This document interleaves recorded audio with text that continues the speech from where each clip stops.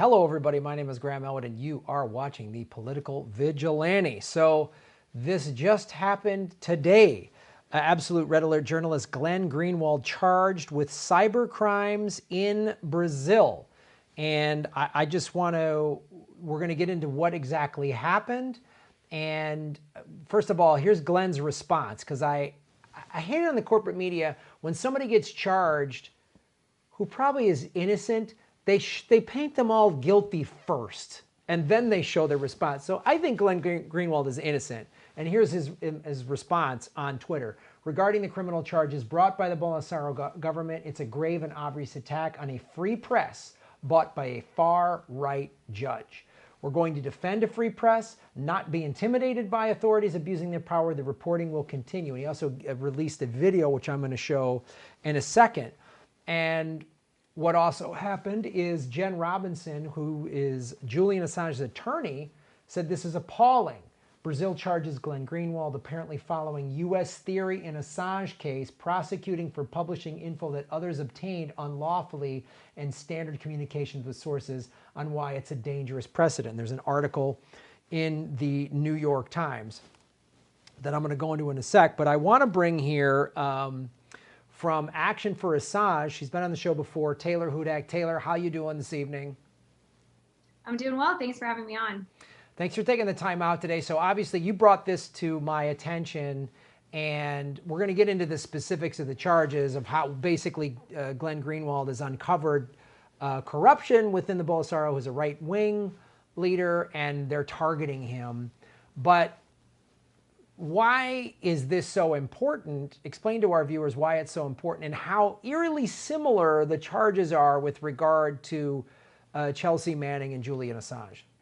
Yes. So just for some background information on Glenn Greenwald, I am sure that your audience is familiar with him, but Glenn Greenwald is very well known for his work publishing the Snowden documents, and he created the Intercept, a publication which was dedicated to publishing the Snowden documents. And then he also created, or co-founded rather, the Intercept Brazil in 2016. And it is a publication in the Intercept Brazil that these charges are essentially stemming from. And I believe it is one charge, actually. And it is related to his helping others hack information, or at least aiding in that process, and they're concealing their identity. When I first found out about this, it immediately reminded me of the conspiracy to commit computer intrusion charge that Julian Assange is also faced with. And he was charged with that, or we found out about it back in April of 2019. And essentially they were claiming that he helped Chelsea Manning hack into a government computer and basically helped her to conceal her identity, among other things. And so it strikes me as being very similar to the charge that Glenn Greenwald is facing. However, we know that Glenn Greenwald, through the Intercept Brazil, has a history of publishing fantastic journalism that has really been embarrassing to the powerful elite in Brazil. And so essentially this is a retaliation on his good journalism. Yeah, and just to kind of give the viewers a little backstory, I'm sure many of the viewers are aware of this, but to be clear, Chelsea Manning released leaked a lot of documents, but the main one was the big video, Collateral Damage, which showed the United States military killing civilians and journalists, Reuters journalist, if I believe, one or two journalists, I forget. Yeah, it was a collateral murder video. Collateral murder, that's right. Yes, it showed the United States soldiers killing two Reuters journalists. Right, in addition to civilians and some children. Correct. So what then the United States government did in this past April was say that Julian Assange helped commit, helped her hack government, servers or whatever, to say, oh, he's not a journalist. He is, a cyber terrorist or whatever they've tried to paint him. So, which is, we all know that's false and ridiculous. He is a journalist. Putting him in jail and Chelsea Manning in jail is the equivalent of putting Ben Bradley in jail for the Pentagon papers that were released on the Washington Post. So that's why this is so significant. And obviously you and many others pointed out, Julian's attorney as well, that this is just, they're using the same tactic with Glenn Greenwald in Brazil that they're using, that they used with Julian Assange and Chelsea Manning. But I just go into the specifics here. This is from the New York Times article. Not that we can trust them. They just endorsed Liz Warren or Hillary Clinton or whatever. Prosecutors in the capital of Brasilia accused Mr. Greenwald of being part of a criminal organization that hacked into the cell phones of several prosecutors and other public officials last year. This is in the New York Times. So what this really is about is because the Intercept Brazil published articles last year based on the leaked cell phone messages that raised questions about the integrity and motives of key members of Brazil's justice system. The articles cast doubt on the impartiality of a former judge, Sergio Moro, and some of the prosecutors who worked on a corruption investigation. This is where you really start to see why they're going after Glenn. Among those charged in connection with the corruption investigation was the former president, Luiz Inácio Lula da Silva. Everybody just called him Lula, kind of like Bernie, a populist leftist whose conviction paved the way for the election of Mr. Bolsonaro. So Lula was a very popular leftist, working class worker. There is a huge class system in Brazil. I've been down there. It is very significant. I was down there in 2006 when Lula was running for re-election, and people loved him. The ruling class elites in like Sao Paulo and Rio, the handful of rich people that don't give a damn that there's favelas, which are like these shanty towns in Brazil. They don't give a damn that that's there. Lula was like fighting for that. And that's why working class people really cared about him. So that's really what this is all about. Glenn Greenwald got leaked information to show that there was a crooked judge that basically concocted these ridiculous charges to put Lula, he's in prison right now. Because he's in prison, that's how Bolsonaro was able to seize power. So does this sound familiar to anybody out there listening? So Taylor, talk to us about that's all the information we have right now, but talk to us a little bit about why this is significant and who's even starting to, while this is scary and not good, but maybe going after Glenn Greenwald will actually open up even some mainstream and some corporate people to how we got to protect journalists. Yes. So, of course, this is very frightening. Remember, Glenn Greenwald is an American citizen. He's been living in Brazil and working from Brazil. The larger issue at hand now, and well, before I get into that, you are correct in saying that there's a lot of information that we do not have. A lot of independent media has not had the opportunity to really touch on this in a great depth. We just learned about this charge today. It's related to a cybercrime. But I think it's important to draw a parallel here between what's happening in the United States. And it's always important to shed light on this fact. And the fact is that the United States is very quick to judge other countries like China, Russia, and Iran for human rights abuses and abuses of power and for not having a freedom of the press. However, the United States is very reluctant to ever acknowledge that perhaps they are facilitating in human rights abuses, abuses of power, and that there really isn't much of a free press in the United States. We're very reluctant to acknowledge that fact. So there are a lot of parallels to be drawn between what's happening to Glenn Greenwald and what has happened to Julian Assange. I want to touch on that point real quick about the hypocrisy of America's selective outrage. You know, Khashoggi got brutally chopped up, which was awful. And the fact that there was outrage about it was a good thing. That shouldn't happen. Saudi Arabia is our supposed ally. They're chopping up a journalist. But no mention, not one. We always talk about whistleblowers. If there's a whistleblower against Trump, oh boy, we need to do something about it. I don't like Trump. He's completely corrupt, but it's so one-sided. Sharina Shim, an American citizen, dies under very suspicious circumstances, and there's no talk of it at all. There's no, we need an investigation. And why? Oh, weird. She uncovered the fact that ISIS was being brought through American bases in Turkey into Syria. You know, we backed ISIS, the so-called bad guy, against Assad because Assad wouldn't let us put a pipeline through his country. So no talk of Serena Shim. Most people don't even know who Serena Shim is.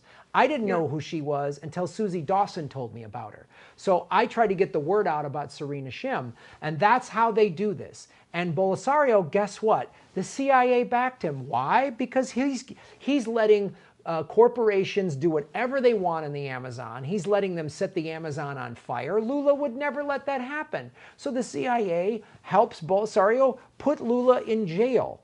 This is just, I just want everybody to see who's watching this. I always say follow the money, and it's not that complicated to figure out once you start following the money. So Glenn Greenwald calling this out, he's a threat to the 1%, the ruling class elites. Chelsea Manning and Julian Assange are a threat to the ruling class, the 1% elites that use the intelligence community to spew all kinds of lies. Are we shocked the CIA helped put this right-wing fascist in power in Brazil to where he can just... Let's give a little backstory here about Brazil. They were a dictatorship in the 60s, almost into through the 80s. So, like, locking up journalists, this is, you know, not a new territory for this country. They've only been like a democracy for about 25, 30 years or so, and even now it's kind of a corrupt one. But during that time period, between around the 60s to the 80s, for about 20 years, I believe Brazil was run by a military funded government or military-run government. And during that time, it was very difficult to be a journalist. Many journalists were finding themselves in exile or being persecuted. I believe that things are better now than they were at that time. And this is according to one Brazilian journalist who I spoke to, who I did not ask permission to use his name, so I will not use his name. But this is the perspective of one individual. But you are correct in saying that during that time period, it was not good to be a journalist. So there is sort of a sketchy history there. Yeah, and I want to go to a legal expert at the University of Rio. I want to show you what he said. Thiago Botino, a legal expert at Fundação. I can't pronounce all of this. I speak a little Portuguese, but not as great as this is. At the University of Rio, said prosecutors have not described evidence that suggests Mr. Greenwald broke the law. So again, they're just trying to find some, and they always say, you know, it's always national security, right? Same thing, oh, Edward Snowden, right? National security. Here's what Snowden tweeted out. Absolute red alert. This is unbelievably naked retaliation for revealing extreme corruption at the highest levels of Bolsonaro's administration and an existential threat to investigative journalism in Brazil. So this is how they operate. This is how they operate. You threaten the powerful, you reveal their corruption, they go after you. Exactly. And a point that I wanted to make earlier when I was bringing up the United States sort of responsibility in all of this, and that goes back to a point I believe Susie Dawson made. And she said in one of her articles something along the lines of the fact that abuses of power in the West are often used as justifications for abuses of power elsewhere. So I believe, this is my opinion, again, it's purely speculative, but based off of what we've seen happen historically, I think it's highly likely that the Brazilian government saw this as an opportunity because they know that the United States government could not condemn their actions against Glenn Greenwald because of the United States charges against Julian Assange. They're very similar, and to kind of condemn this action on behalf of the Brazilian government would be extremely hypocritical for them to do that. So I feel that this sort of abuse of power in the West empowered Brazil to act in the same way. Yeah, I think that's a great point. Let's be real clear here to the viewers. Look, you know, when Glenn Greenwald was going after Bush, everyone on the left loved him. When he started going after Obama's war crimes, oh, then he's a whatever. He's a Russian this or that. And it's the same thing. When you see both sides line up against you, you know you're really challenging power. Let's not forget, Obama jailed Chelsea Manning. Obama wouldn't pardon Julian Assange or Edward Snowden. Obama, those whistleblowing events happened under Obama, and he's done nothing. And then to the Trump people out there who think Trump is some big hero, how come he won't pardon Julian Assange? Trump said he was going to pull us out of all these wars, and he won't. He's flat out said, oh, I'm leaving the military there to guard the oil. So because America won't, Obama and Trump won't actually allow free press to exist. They won't pardon Julian Assange. Snowden, Assange, and Chelsea Manning should be free citizens walking throughout America. And because they won't, then they empower people like right-wing fascists like Bolsonaro, who is now doing this. And if the CIA props him up, then he's given a green light by the United States to do this. And then we have no footing, no ground at all to sit there and talk about, oh, China does this to journalists. Russia apparently does this to journalists. How are we better than them? How are we? You know, if Glenn Greenwald was a Russian living in Russia or Iranian living in Iran, we would be uplifting him right now in the mainstream media as a hero. So that's one point to all of this. But it's important that we know our roles in all of this. And like I was saying, I mean, it's the United States cannot condemn these actions. And essentially, what's happening is just very similar to Julian Assange. And I thought it was very powerful when Jen Robinson, that is Julian Assange's attorney, came out and spoke about this, that this is really about the communication between a journalist and his or her sources.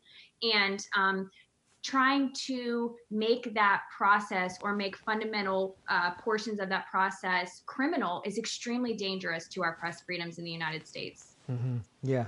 She calls it a dangerous precedent. And then I want to show you what Glenn Greenwald said, and he made a video about this because he talks about, he was very specific about not telling the person this is how you hack the phone or any of those things that would get him in trouble. They contacted him and said, I have information. And he said, if you give it to me, that's great. I don't want to speak for Glenn Greenwald, but I want to bring up the video of what he said. He released this on his Twitter account. So we're going to make this full screen. Forgive me, Taylor, for blocking you out here, but here's what he says. Hi, this is Glenn Greenwald with The Intercept, and by now you've probably heard the news that there has been a criminal charge brought against me by the Bolsonaro government in retaliation for the series of journalistic exposés we've been publishing and reporting since last June, showing high-level corruption in the Bolsonaro government, in particular by his Minister of Justice and Public Security, Sergio Moro. A few facts about this criminal charge.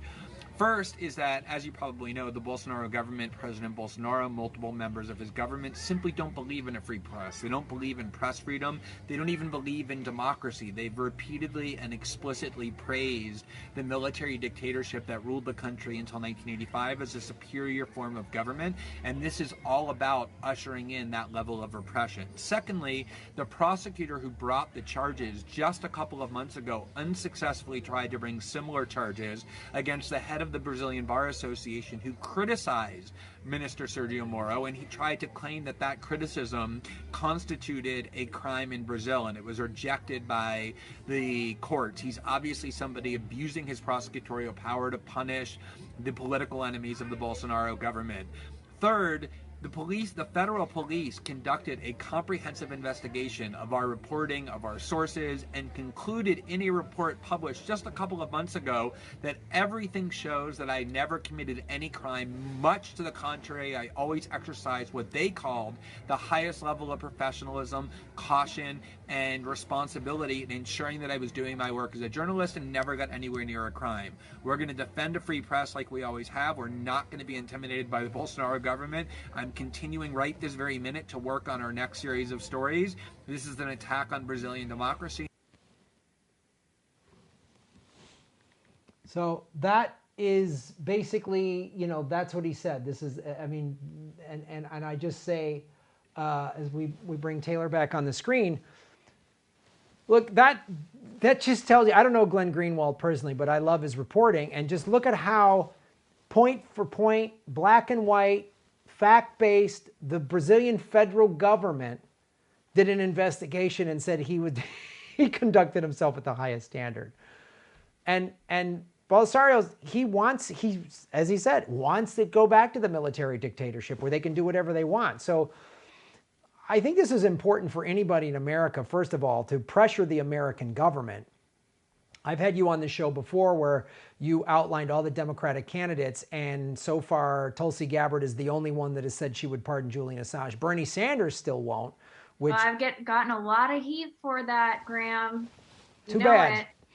Yeah, no, and I actually do want to be clear on this. Look, I am not in this to at all shame candidates or condemn them or kind of point my finger at them for not standing up for Julian Assange. However, we need to be firm and we need to understand that we have a unique opportunity to push certain candidates, one of them being Bernie Sanders, in the appropriate direction on this issue, because I do believe that he will listen to his base of supporters. And so that's why we shouldn't just say, oh, it's okay that he won't bring up Julian Assange. No, it's actually not okay that he won't bring him up. He should bring him up. For whatever reason, he's choosing not to right now, but that's not sufficient. And we need to efficiently and firmly and appropriately push him in that right direction. So that is why I stand firmly by that. It's a lot of people don't agree with that statement, but remember, these politicians, they all work for us. Well, we don't owe them anything. They owe us a lot.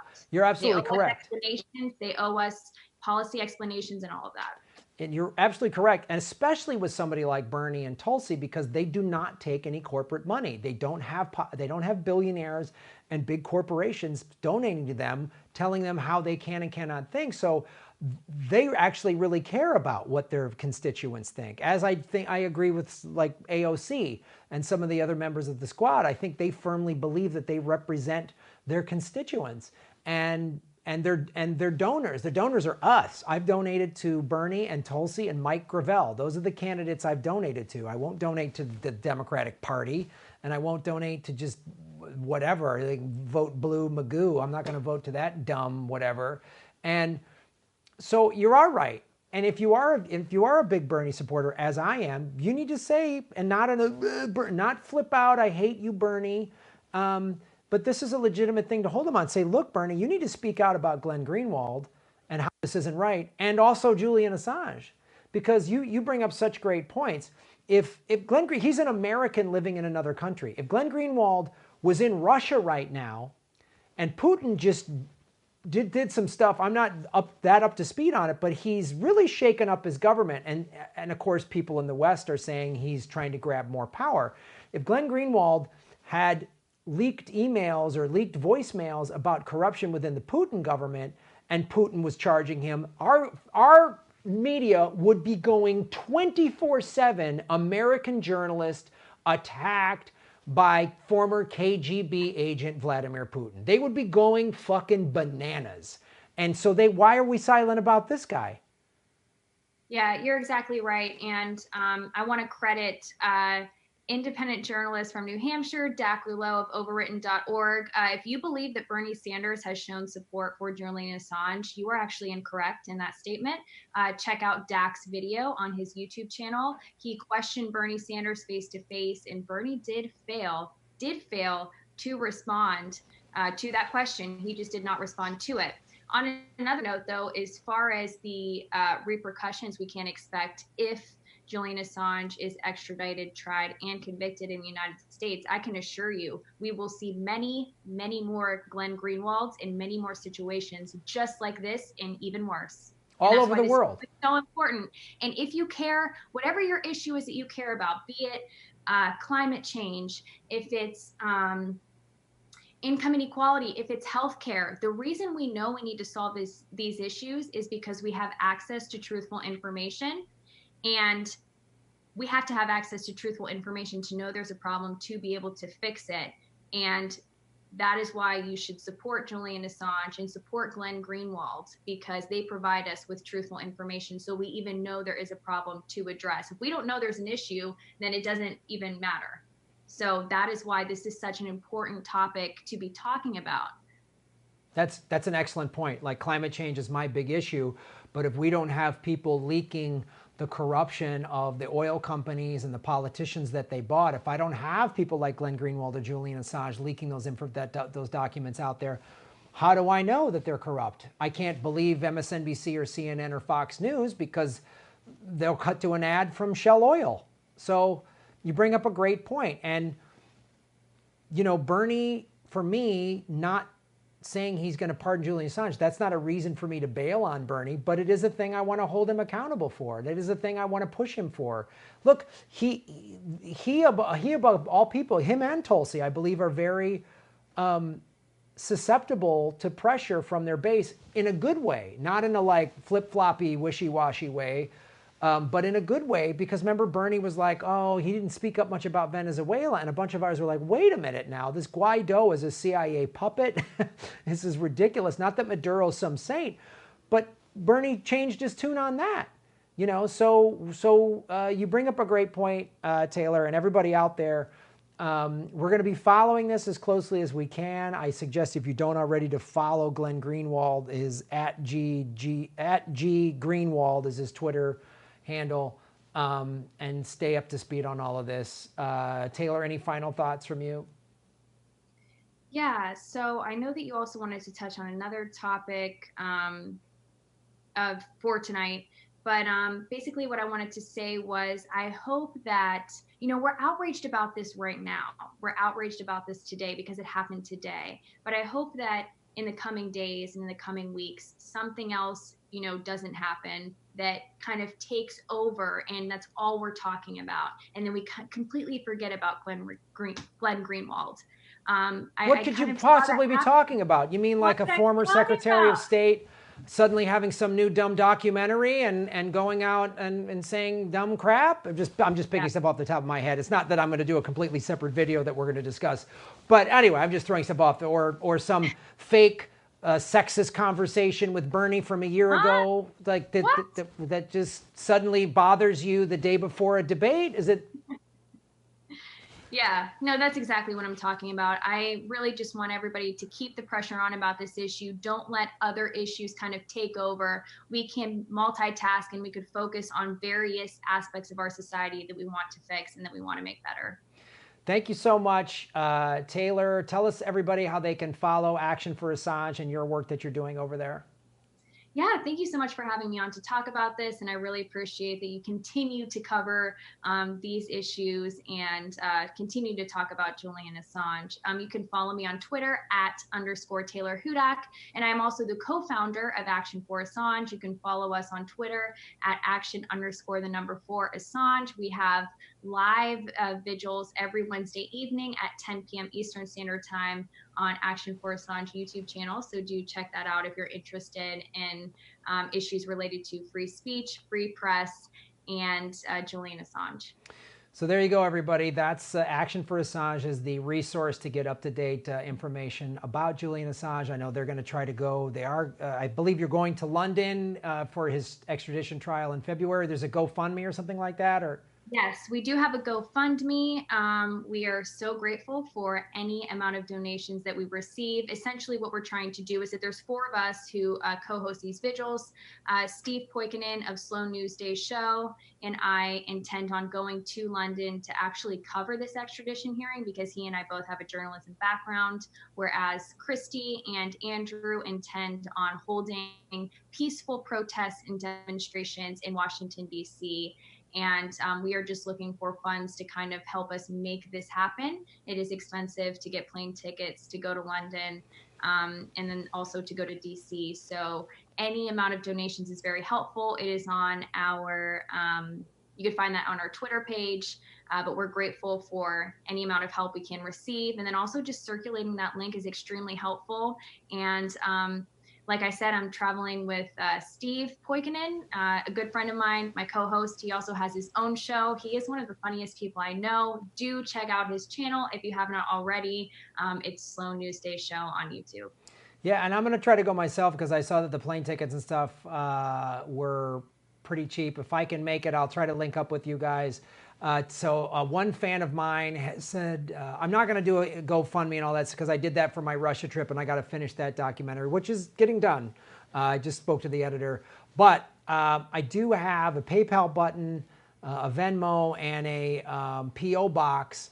And one fan has offered to match funds up to $250.